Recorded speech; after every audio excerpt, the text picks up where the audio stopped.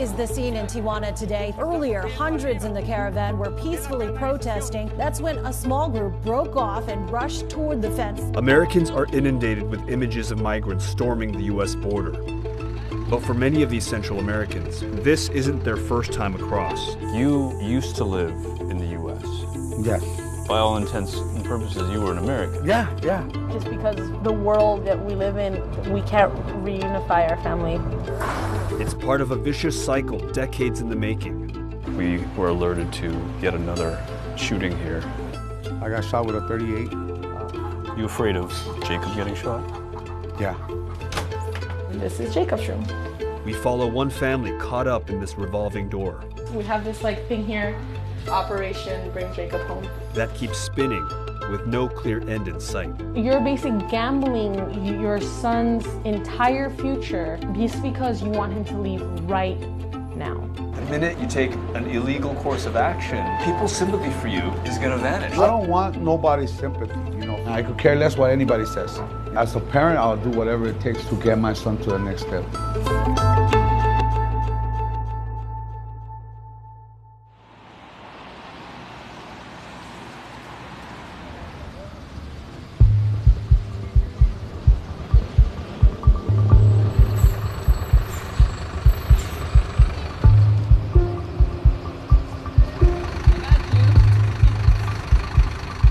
Each week, about 3 plane loads of migrants who are deported from the U.S. are flown in and essentially brought to this immigration processing center here in El Salvador.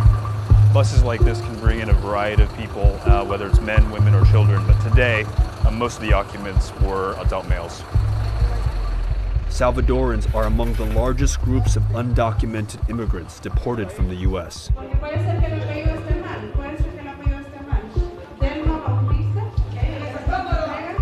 Everyone here is repatriated with the Salvadoran government. They're given back whatever they could carry and released. For many, this is a foreign country. Back there, I left my mother in United States, Virginia. What age did you go to the U.S.? 9 years old. And how old are you now? About to be 25 Thursday. You lived in the United States for 30 years. Who did you leave behind? It's all my family, my 2 kids. It now is teenage, and my granddaughter, and my little girl, 5-year-old. So you have no one here? Nobody. Many of the people sent back to El Salvador have no support system here, so they eventually attempt to return north again.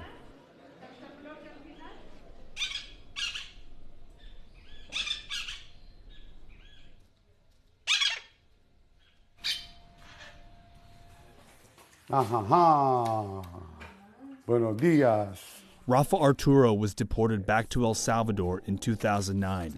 He says his parents smuggled him across the U.S. border when he was a child. You used to live in the U.S. Yes. Well, I had a life. I was married over there. I had 4 children.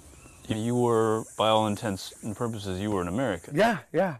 Rafa is eligible to reapply for a green card 10 years after his deportation date. But the U.S.'s increasingly hardline immigration policies and the circumstances under which he left imperil his chance of ever returning. How did you end up back here? I did embezzlement, and that's what brought me here, Records reveal, however, that Rafa was convicted of 3 different crimes related to theft between 1992 and 2001. It wasn't the only questionable detail he provided when discussing what led to his deportation. We fought my case in court. I thought that bringing my military services was going to help me out to be more lenient. You served time in the military. You were... Yeah, a Marine. You were in theater. In the Marine, yeah. Rafa offered no proof of his service in the U.S. Marines, and we were unable to independently verify his claim. Jay, Gordo. Jacob. Gordo. Rafa now has a young son, and he's determined to see him grow up in the U.S. like he did. Wake up. You ready? No. No? Sí. Turn around. Jacob will soon follow the same path his father took 4 decades ago. Bye, let me see. Guapo? Guapo. All right. The reason why I want to send Jacob to the States is, number one, his safety. You know, that's number one. And education, a better look on life, you know. Right now, his pronunciation in English is not that great, which is okay, you know, but he understands, like, just about everything. Here you go. Come on, player. It's a little hot. Come on, you gotta blow on it. So where is his mother? His mom, she's in the States. I don't know if she's in Texas or in North Carolina, one of the two. I haven't had contact since the baby was like about a year and 4 months.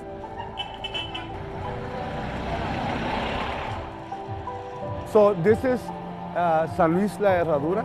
This is where they sell the seafood. So how familiar are you with this area? Well, I come here, siempre vengo aquí ¿cómo se llama? La Super Selecto, La Dispensa, or... So you don't know the area very well? No, yo no conozco. Even after a decade in El Salvador, Rafa says he's still an outsider. So do you come here? I don't come. The reason why I don't come is because I don't get the deals, right? Because I'm a foreigner. So, like... They'll love charge you. Yeah, they love charge me. So this is like a foreign country? Yeah, this is a foreign country, yeah. Like right now we're an attraction, but just me and my son are an attraction because I walk right here and I talk to him in English. So everybody's like, oh, he speaks English.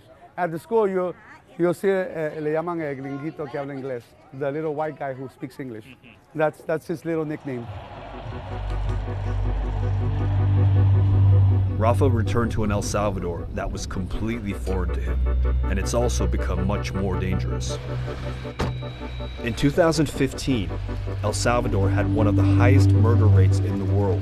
Since then, the homicide rate has steadily declined, but the threat of gang violence persists. We were alerted to yet another shooting here, and this is one of the driving forces that compels so many people to leave the country for the U.S.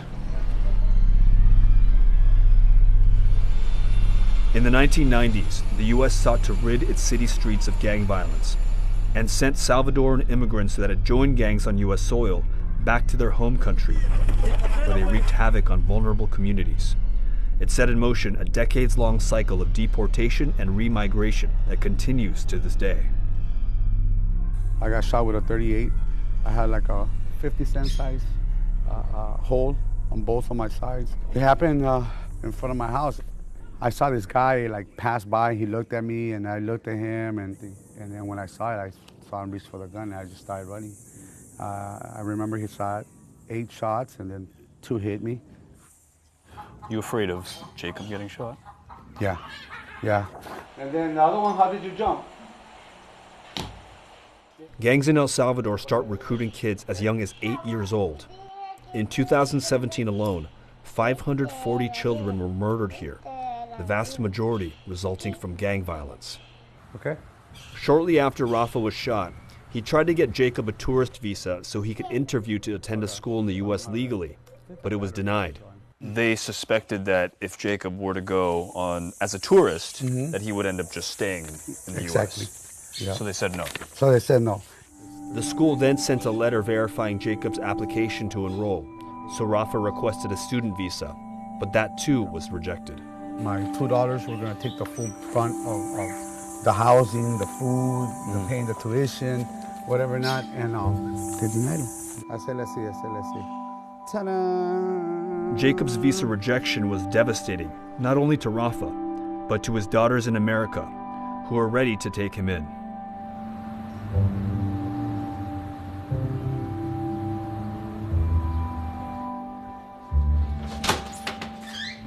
This is Jacob's room.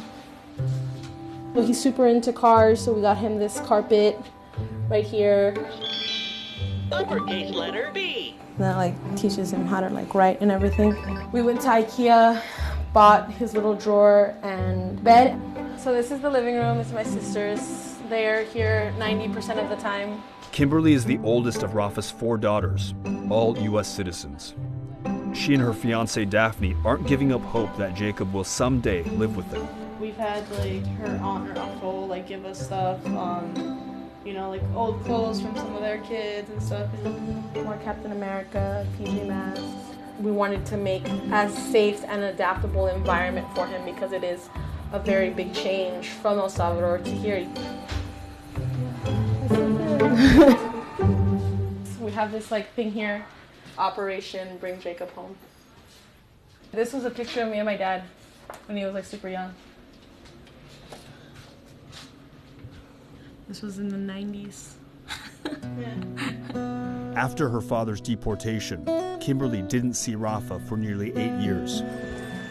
In 2017, she and Daphne traveled to El Salvador for the first time and saw that violence wasn't the only danger Jacob faced.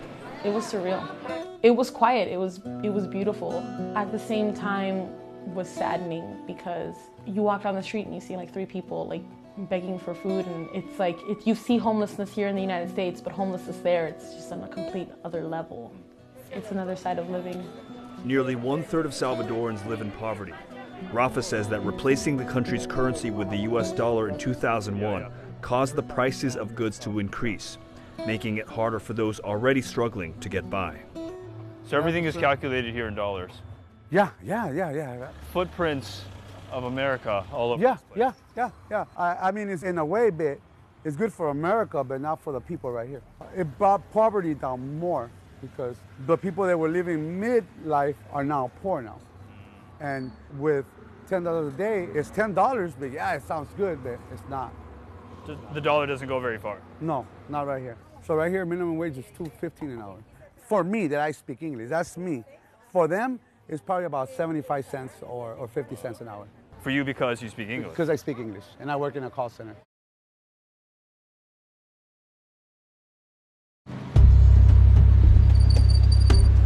Call centers are thriving in places like El Salvador, where thousands of English-speaking deportees are a source of cheap labor. So this is one of the major commercial districts here in San Salvador, and there are a number of big call centers servicing many American companies. There's a revolving door for people who are deported from the US. They come back here to a country that many are completely foreign to, and working in a call center with their English skills is really one of the only decent ways to earn a living. Even those with jobs often rely on donations from friends and family in America to make ends meet. Remittances make up a staggering 20% of El Salvador's annual GDP. You guys are currently supporting Jacob? Yes. Yeah. So we pay for his schooling and any like food and clothes, medical, medicine, all that stuff. Yeah. If you weren't supporting him, how would your dad and how would Jacob get by? Honestly, I feel like he'd be dead. Jacob would be dead? Yep. There's just no way. It can be simply not being able to provide food for him and him just be malnourished, you know? And then just having a weak immune system, and then just one day some sickness just take him, and that's how a lot of kids go. The United States Agency for International Development reported that in 2015, the U.S. gave $332 million in foreign aid to El Salvador. But the current administration is looking to slash that figure by 86%, which would further hinder efforts to provide better health care, job opportunities, and crack down on gang violence, factors driving many who were sent back here to return to the U.S., regardless of the risks. Okay. Let's see here, the yellow one with the blue. So today, I have to show proof of where I'm living at now. So I brought the light bill. I have to pay $35 so I could go ahead and have the paperwork done so I could take Jacob out. Good job. That was Kimberly. You don't want to say hi to Kimberly and Daphne? Here, say, estamos en la Proco. Tell Kimberly and Jenny. Tell Kimberly and Daphne. Hi, Daphne. Aquí, push it. Dile. Hi, Daphne. Hi, Kimberly. Estamos aquí en la Proco. En la Proco, dile. Sí. Haciendo Este me cree la olvidaba. Okay, love you. I love you, pero te quiero. Okay. I texted my sister. Oh, okay. Oh no, he sent a picture. He's like, "What are you doing, Jenny?" He's talking to my sister. Yeah, he just sent it to me on the WhatsApp app. Hey, Dad, I'm here at the house. Where you guys at? Did you guys go to a lake? What's Jacob up to? Have him send me a message, please. So right now we're on our way to the mall. We're gonna get Jacob some stuff for his birthday, his belated birthday, yes. I want Jacob here at home with us, and he's not here, you know, because he was born in the wrong country, you know, just because like the world and the society that we live in, we can't reunify our family. So we kind of have to live our memories and like moments through photos and videos. No one should have to live a life or see pictures of their siblings or parents, children growing up through videos and photos, you know. U.S. immigration policies aren't the only thing keeping the family apart. Kim and Daphne considered adopting Jacob, but El Salvador's strict policies made it virtually impossible for them to do so.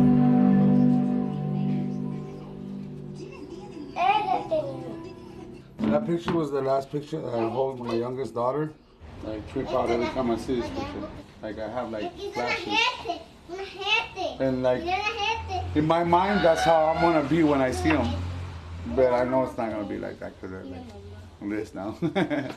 Pretty sure that she doesn't have any recollections of me. And we talk now a lot more.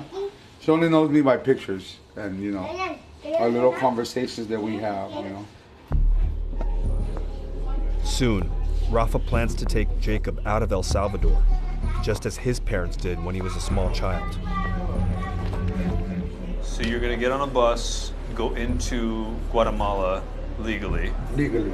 And then you get off the bus at the border at Mexico. Yeah. You gotta cross illegally. And I gotta cross illegally. Once in Mexico, Rafa hopes to seek asylum in Tapachula, a transit town for migrants heading north. From there, he'll embark on the nearly 2,500-mile journey to the U.S. border. United States, if you break the law, you go to jail and you're separated from your family. Shouldn't be any different for illegal immigrants. But in the midst of increasingly harsh border restrictions issued by the U.S. government, including a zero-tolerance policy that criminalizes illegal border crossing, Rafa is placing Jacob on a path of great risk. I can't even begin to sympathize with you and your desire to get both yourself and your son into safety and into a place where you can raise him properly. But the minute you take an illegal course of action, a lot of Americans, both private citizens and the system, is just gonna say, you know what? Why should we grant you asylum or a stay in the U.S.? You broke the law. Right, but I mean, I didn't want to go. We were gonna send him for go study over there. He come back, be a leader in the community here in El Salvador, so he could be a better. They didn't want him. It's not I'm sending my son to be on welfare or anything like that. My daughters are not even on anything like that. You know, they're law-abiding citizens. They're hard-working girls, and all they're going to show is my son is to be a hard-working citizen. There are so many more people who are in the same boat as you. And Americans say, you know what, we'd take in as many people as we could, but we can't. As soon as you cross that line, people's sympathy for you is going to vanish. Well, the system's sympathy for you is going to vanish. I don't want nobody's sympathy, first of all. I know what I did is wrong and everything. As you say all of this, and I think as an American who thinks that we have a responsibility to take people in, right? It is who we are as a people. It is what has made this country.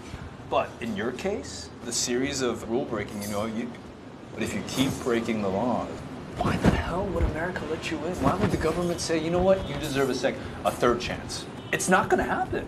It's just, what could I tell you? There's nothing that anybody could tell me that's going to take my mind away from where I'm at.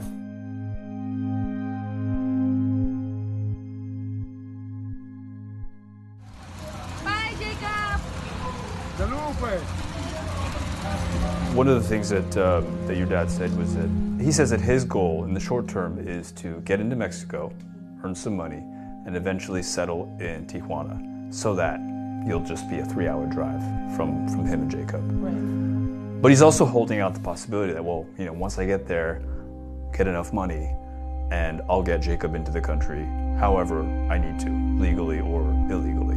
And if all the legal pathways have been exhausted, there's a coyote. He knows he can't do it, it's just not gonna work. My dad has this need to like, we're in danger now, he needs to leave now, and then it's just like, I understand, but we can't right now. In the fiscal year ending September 2016, a record 17,500 unaccompanied Salvadoran children were apprehended at the border, almost twice as many as in the previous year. Listo. You bring him here illegally and he gets caught, not only will he be sent back, but he will be barred, and that'll be on you.